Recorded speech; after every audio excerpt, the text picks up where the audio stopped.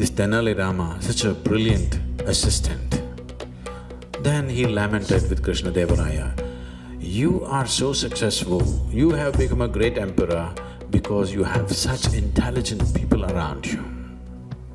If only I had people like you around me, I would also become a great emperor.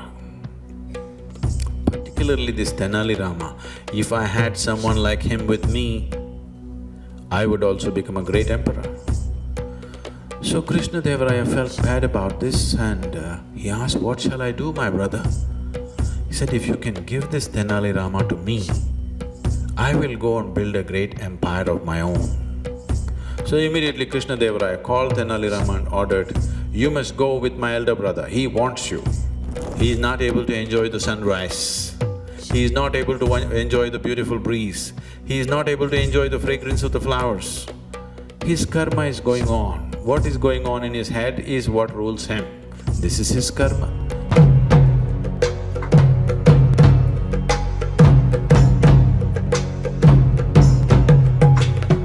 Today is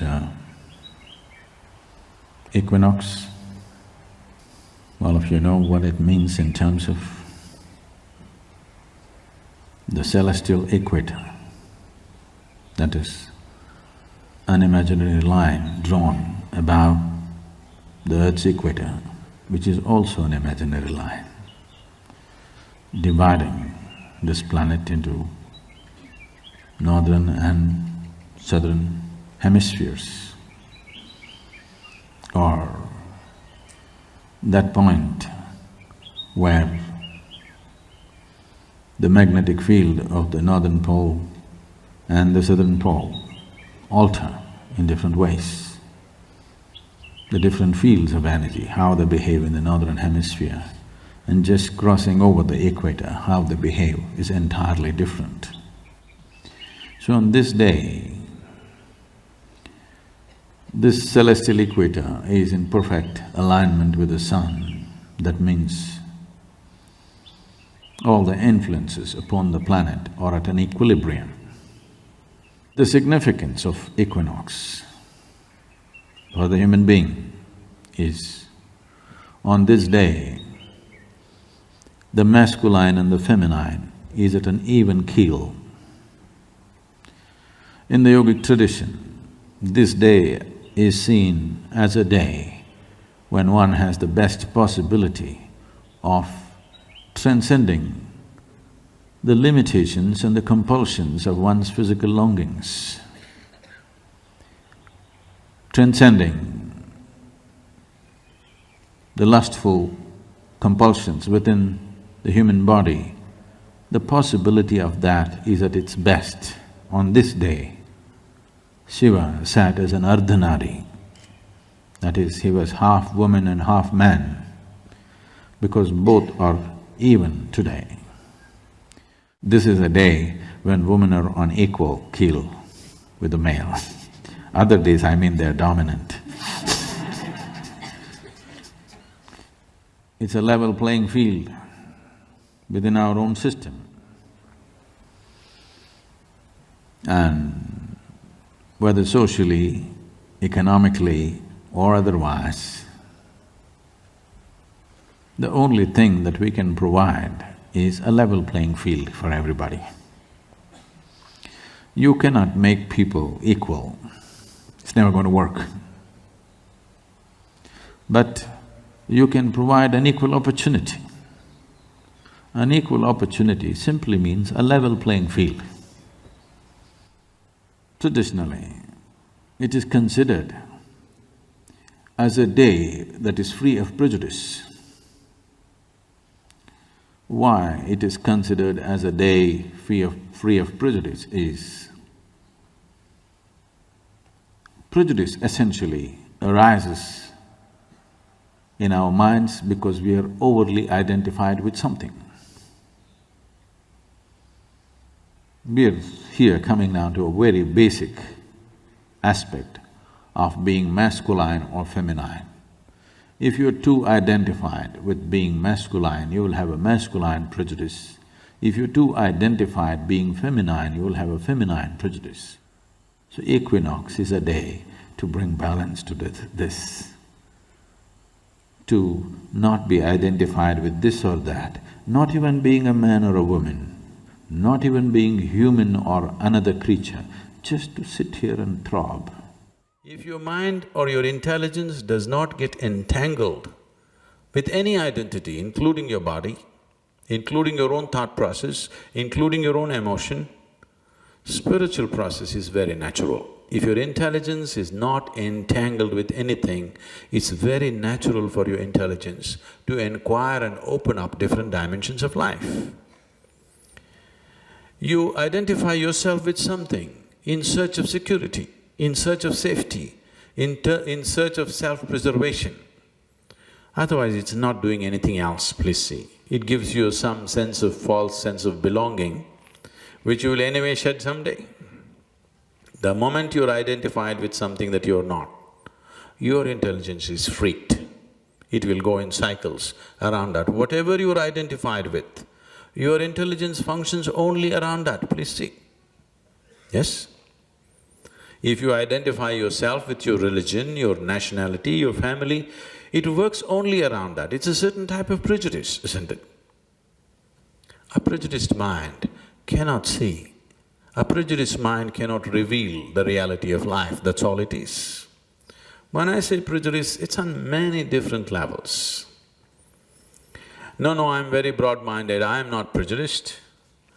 Well, you have a broad prejudice. Your mind is functioning with a certain identity. Once there is an identity, it is prejudiced. On a certain day, a man died and he went to heaven. There, God himself opened the gates of heaven, welcomed him, and God said, "See, I have a few chores to finish and come. If you could just mind the gate for me for a few minutes, I'll just come back." He felt really great, substituting for God. That's nice. Substituting for God, filling in for God is not a small honor, isn't it? Keeping the gates, but it's okay. You're doing God's job. He was waiting for something to happen, and to his distress and amazement, his wife appeared at the gates. He said, what are you doing here? This is not a local bar or something. How did you follow me? She said, well, I was just driving back from the funeral. I crashed the car and here I am.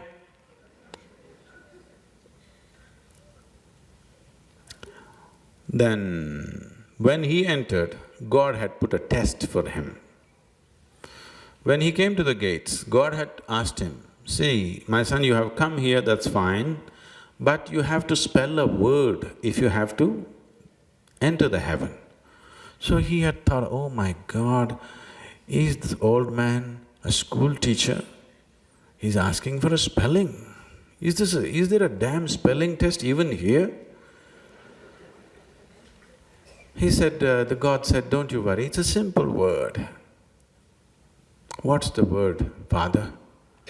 God said, "You have to spell the word love." So, then he thought, L-U-L… he had told many people, "I love you," but he had never written a letter. So he thought, L-U-L-V-L-O-L-O-V-E. God said, "You passed, come in." Okay, somehow I got it. Now when his wife came, she said, "Okay, you have come here, but unless you spell a word, you can't get in." She said, "Oh, come on, if you can spell the damn word and get in, can't I do it? Tell me what's the damn word." He looked at her and said, "Czechoslovakia."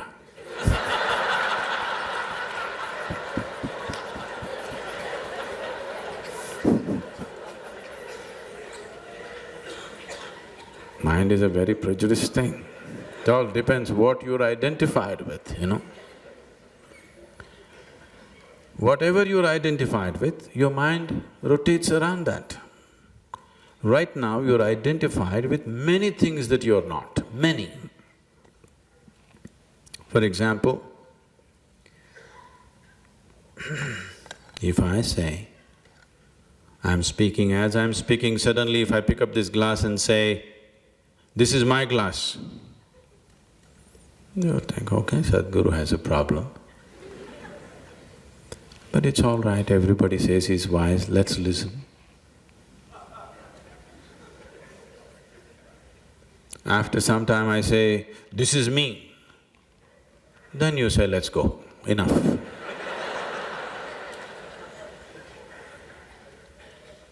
This is too much. Please see, this is what has happened to you.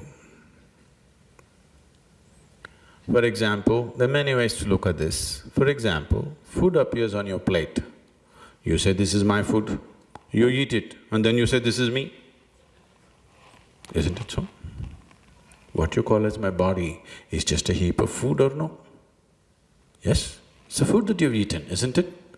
What you accumulate can be yours. I will not dispute it for now, but it can never be you. Isn't it so? Yes? Whatever you accumulate, it can be yours, but it can never become you, isn't it? Did you accumulate your body over a period of time? Yes or no? Yes or no? Did you accumulate your mind over a period of time? Yes? But both these things right now you call as myself, isn't it? And it doesn't stop there. It just extends into many things. Your home, your car, your things, your money, your children, your husband, your wife, a million other things. Your religion, your ideas, your ideologies, everything. You're identified with too many things which you're not. Once you're like this, your intelligence is freaked. It's a wonky intelligence, it's lost its penetration. It simply repeats old nonsense. You heard of Tenali Rama? Oh. Tenali Rama was a jester in Krishna Devaraya's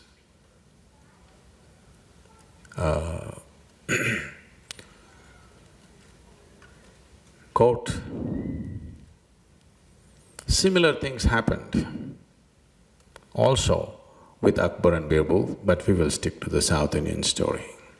It so happened, when Krishna Devaraya was young, because of some political reasons, his mother had to leave a few month-old Krishna Devaraya with another woman for care and go somewhere.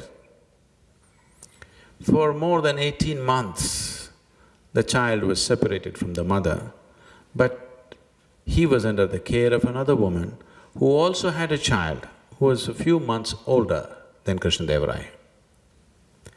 So this woman nursed Krishna Devaraya as her own child. She breastfed him. And he grew up, but later on his mother came back, took him, and then he became a great emperor. So this boy, who was that woman's son, Krishna Devaraya always treated him as a brother, as an elder brother, because we drank milk from the same mother, so we are brothers. That's how he considered this. So as an expression of his gratitude, he gave away a few villages to this boy and he said, okay, you make your own kingdom. This village bumpkin got these few things and within a few years he squandered everything and lost everything and again back to square one.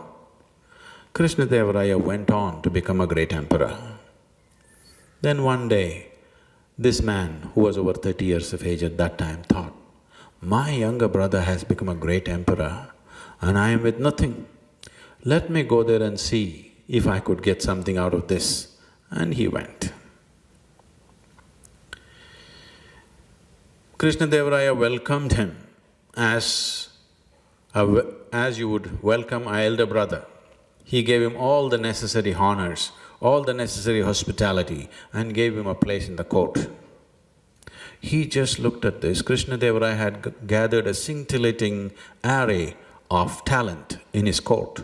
He looked at all this, all kinds of debates going on, concerts going on a daily basis. He was just amazed. And above all, this Tenali Rama, such a brilliant assistant. Then he lamented with Krishna Deva Raya, "You are so successful, you have become a great emperor because you have such intelligent people around you. If only I had people like you around me, I would also become a great emperor." Particularly this Tenali Rama, if I had someone like him with me, I would also become a great emperor. So Krishna Deva Raya felt bad about this and he asked, "What shall I do, my brother?" He said, "If you can give this Tenali Rama to me, I will go and build a great empire of my own." So immediately Krishna Deva Raya called Tenali Rama and ordered, "You must go with my elder brother, he wants you." So Tenali Rama said, "Oh, your elder brother wants me, why? I can send my elder brother with him." That looked like a good idea for Krishna Deva Raya because he is not eager to lose Tenali Rama, but at the same time his elder brother is asking, he doesn't know what to do. "Oh, you really have an elder brother? I did not know."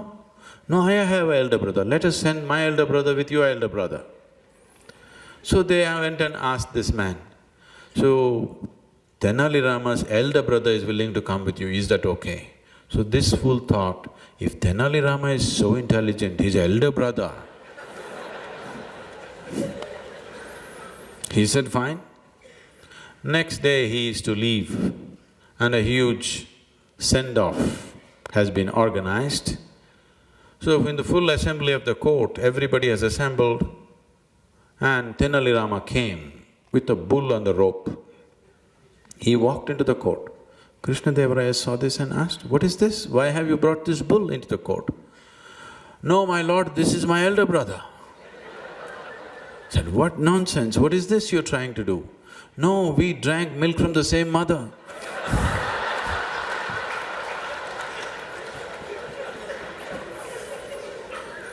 Once you get identified with something that you are not, your intelligence is no good. It just becomes repetitive. So this repetitive intelligence is what we are referring to as karma. When we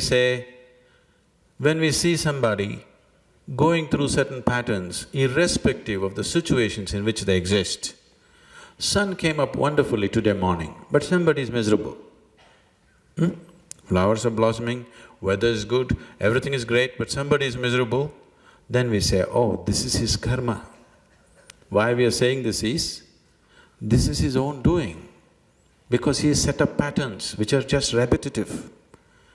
He is not able to enjoy the sunrise, he is not able to enjoy the beautiful breeze, he is not able to enjoy the fragrance of the flowers. His karma is going on. What is going on in his head is what rules him. This is his karma. Karma means action, your action. Or in other words, your experience of life is 100% your doing, nobody else is doing.